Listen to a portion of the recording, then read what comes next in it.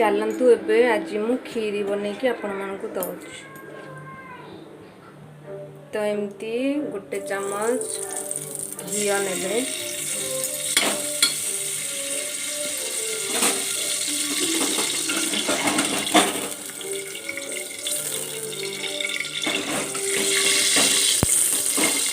घीटा melt होला परे आमे खीरीटा भल कलर आसवाई आम गोटे चम्मच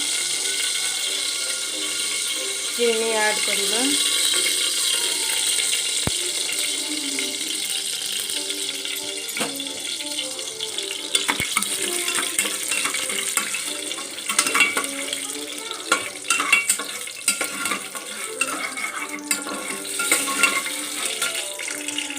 देखु चीनीटा पूरा ब्राउन कलर पड़ी आसला आमे गोटे कप अरुआ चाउल को यही वर्षर ताकू मु भल भाव धोईकी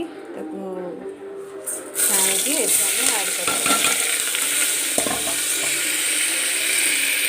देखु चाउलटा टिके भाजी आसला आमे लुण माने टेस्टटा केमती माने ठीक रे रखिबो तो आमे गोटे चम्मच लुण ऐड करबो।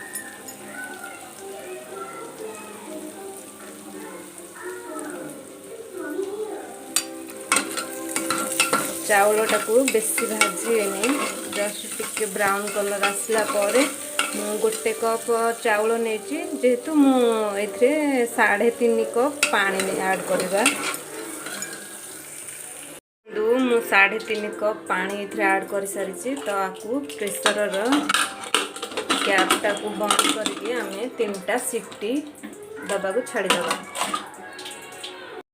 चलतु 3टा सीटी ए बाजीगला आम ओल्हेदबा।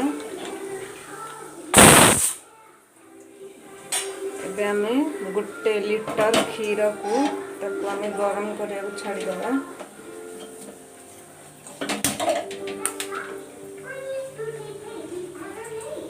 देखु एबे क्षीरटा फुटी आसी तो मुझे खीरी सहित से क्षीर को ऐड कर दउछि।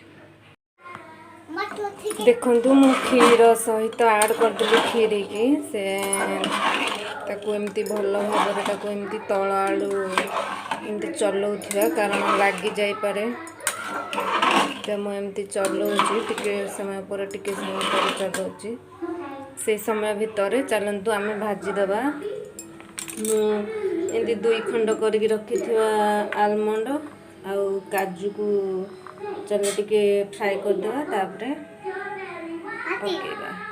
तो एथर कड़ाई गरम हो आसी तो मुझे घी पकईकी भाजी दिए तो अल्प टिके घी नबा।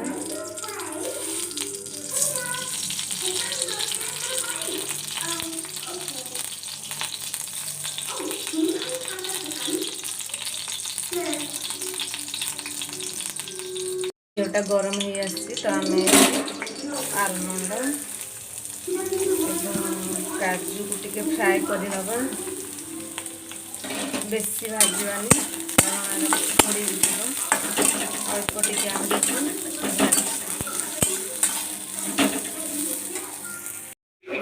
गैस फ्लेम को बंद करदेली।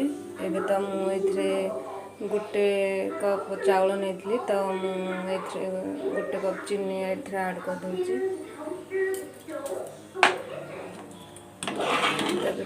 भल भाव मिक्स करदेवा। देखु एबे खीरी पूरा प्रस्तुत हो गला तो आम ये फ्राई करके रखी ड्राई फ्रूट को आम एमती पकईदबा।